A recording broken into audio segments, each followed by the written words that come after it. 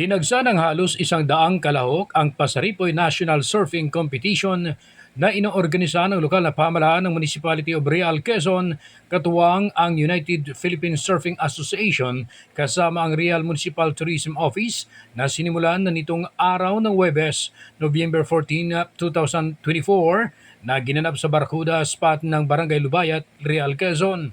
Ang kompetisyon na ito ay magtatagal hanggang November 20 na dinaluhan ng mga surfers mula sa team ng La Union, Zambales, Baler Aurora, Siargao, Samar, Camarines Norte, Sorsogon, Manila, Mauban, Quezon at mismong mga taga-Real, Quezon ay nakilahok din sa naturang aktibidad.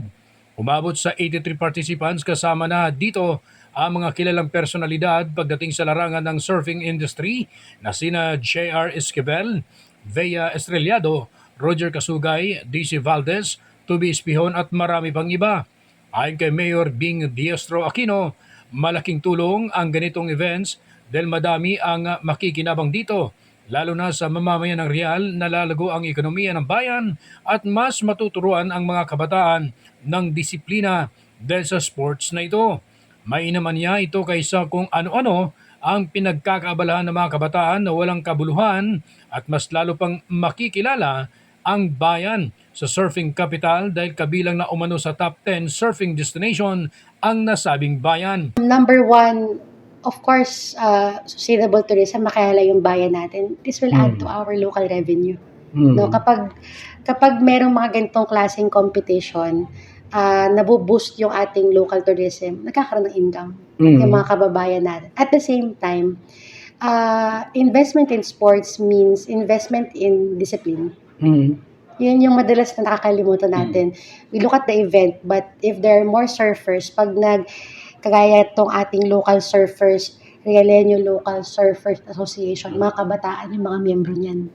So if we invest in sports, we invest in discipline, instead na kung ano-anong ginagawa ng mga kabataan natin. Samot-saring positibong reaksyon naman ang komento ng mga kilalang competitors o players sa ginawang hakbang ng lokal na pamahalaan ng Real dahil mas madaming mga kabataan ang maiengganyo dito.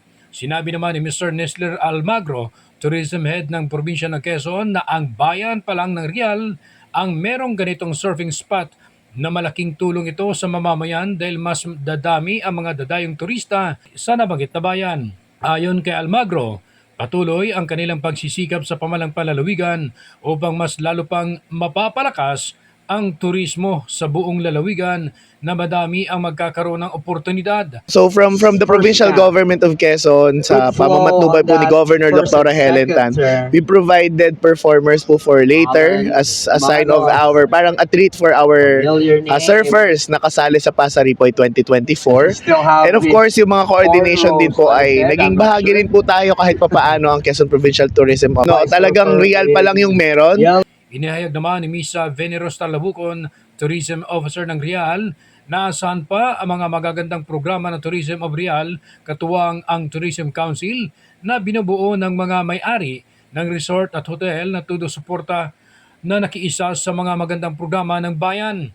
Dagdag pa ni Talabukon na mas tumaas ang bilang ng mga tourist investors ngayon na umabot na ito ng mahigit 150 tourism establishments at mas pinigting pa nila ang maayos na pag-asikaso sa mga bisita sa bawat nanunuluyan sa mga resort at hotel. Ito pong Pasaripoy po natin, itong ating surfing competition ay isa pong mahalagang gawain bilang bahagi po ng ating turismo.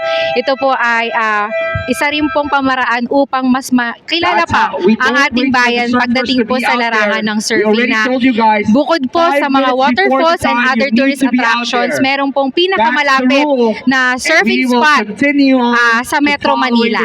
Una-una po nagpapasalamat po kami sa LGU Real sa panganguno po ng ating Mayor Bing Diestro Aquino at sa atin pong tourism officer si Ma'am Benny Benny Rose sa Labukon, at saka po sa ating mga kila Ma'am MJ, at saka po sa lahat ng staff ng Technical Working Group. Maraming salamat. Tayo po ay nagkandak at nakaisa sa mga programa ng ating lokal na pamahalaan para po magkaroon ng maayos at matiwasay at mapayapang at tagumpay na programa na event na ito na pasaripoy dito po sa ating barangay. Nagte-training na po kami ng mga local athletes, yung mga bata po.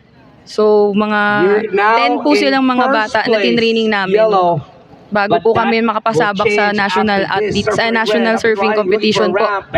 Sa sports na surfing, kakaiba talaga siya. So, marami kang mapupunta ang lugar, tapos magkakaroon ka ng mga bagong kaibigan, maraming kaibigan. Tapos, iba yung feeling talaga ng surfing parang sabi nga nila hindi mo ma-explain kasi sobrang sarap sa feeling, and ayun, nagiging open ka sa lahat, sa mga bagong kaibigan, bagong lugar na pinupuntahan, and sobrang sarap ng experience. Sobrang saya. Actually, second time ko na dito.